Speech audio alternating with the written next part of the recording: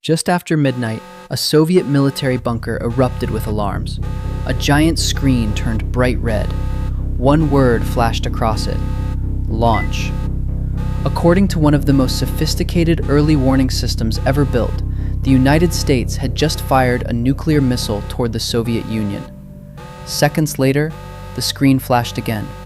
A second missile, then a third, then a fourth, then a fifth. If the computer was right, World War III had already begun. One man had less than 10 minutes to decide whether to believe the machine or risk the destruction of his own country. September 26, 1983. The Cold War had reached one of its most dangerous moments. Only 3 weeks earlier, the Soviet Union had shot down Korean Airlines Flight 007 after it accidentally entered Soviet airspace, killing all 269 people on board, including a US congressman. Relations between the two superpowers were collapsing. Both sides expected the other might strike first. Every radar, every satellite, every military command center was on constant alert. Deep inside a heavily guarded bunker south of Moscow, satellites scanned the skies over the United States 24 hours a day. Their job was simple: detect the intense heat from a missile launch. If they ever found one, every second mattered. Soviet nuclear strategy depended on something called launch on warning. If an incoming attack was confirmed, leaders would have only minutes to decide whether to launch their own missiles before theirs could be destroyed on the ground. There was almost no time to question the system. It had to be trusted. Or so everyone believed. The officer on duty that night wasn't just a military commander. He was also one of the engineers who understood exactly how the new warning system worked. His name was Stanislav Petrov. At 12:15 a.m., the computer declared that an American missile was already in the air. Then another, then another. The alarms became impossible to ignore. Every screen in the bunker insisted the same thing: the attack was real. Military protocol was clear. Petrov was expected to report the warning immediately. Once he did, the information would move rapidly through the Soviet chain of command. Within minutes, the country's leadership could be deciding whether to launch thousands of nuclear weapons in response. His job wasn't to decide whether there would be war. His job was simply to say whether the computer could be trusted. Most people would have done exactly that. Petrov didn't. Not because he had proof the system was wrong, because something didn't feel right. He looked at the display again. 5 missiles. That number bothered him. If the United States truly intended to eliminate the Soviet Union, why launch only 5? A real first strike would likely involve hundreds of missiles fired almost simultaneously, designed to destroy as much of the Soviet arsenal as possible before retaliation was possible. 5 made no strategic sense. But was that enough to ignore the machine? He searched for another answer. Ground-based radar should soon detect the incoming missiles once they cross the horizon. Nothing. No confirmation.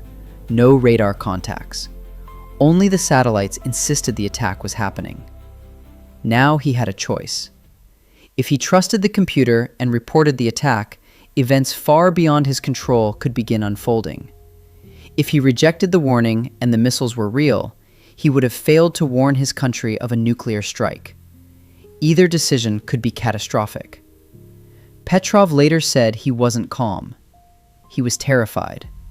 He picked up the phone, and he reported the alarm as a false warning. Then, he waited.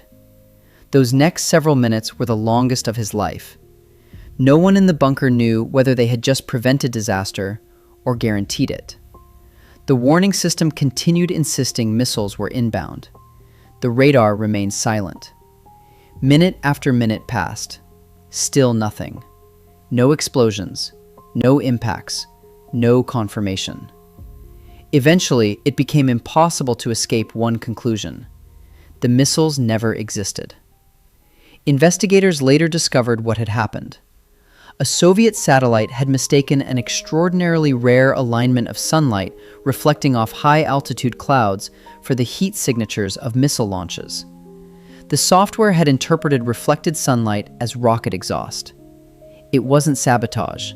It wasn't espionage. It wasn't an American attack. It was sunlight. One of the most advanced military warning systems ever built had nearly triggered a global crisis because of an optical illusion the designers had never anticipated. Petrov's decision wasn't luck. It was judgment. He understood something few others did. The warning system was still new. He knew its strengths. More importantly, he knew its weaknesses. Years later, he explained his reasoning simply. No one starts a nuclear war with only 5 missiles. That single observation gave him just enough confidence to question what every machine around him insisted was true. The incident was classified. The Soviet Union had little interest in admitting that one of its most secret defense systems had nearly failed in spectacular fashion. Petrov wasn't celebrated. He wasn't promoted. He was questioned extensively by his superiors, and in time, he left military service. For years, almost no one outside a small circle even knew what had happened that night. The story only became public after the collapse of the Soviet Union, when former officials began revealing details that had remained hidden for more than a decade. By then, the world had moved on. Most people never realized how close they may have come to a decision that could have changed history. Stanislav Petrov never claimed to have saved the world. When people later called him a hero, he shrugged it off. He insisted he had simply done his job. Maybe that's what makes the story so remarkable.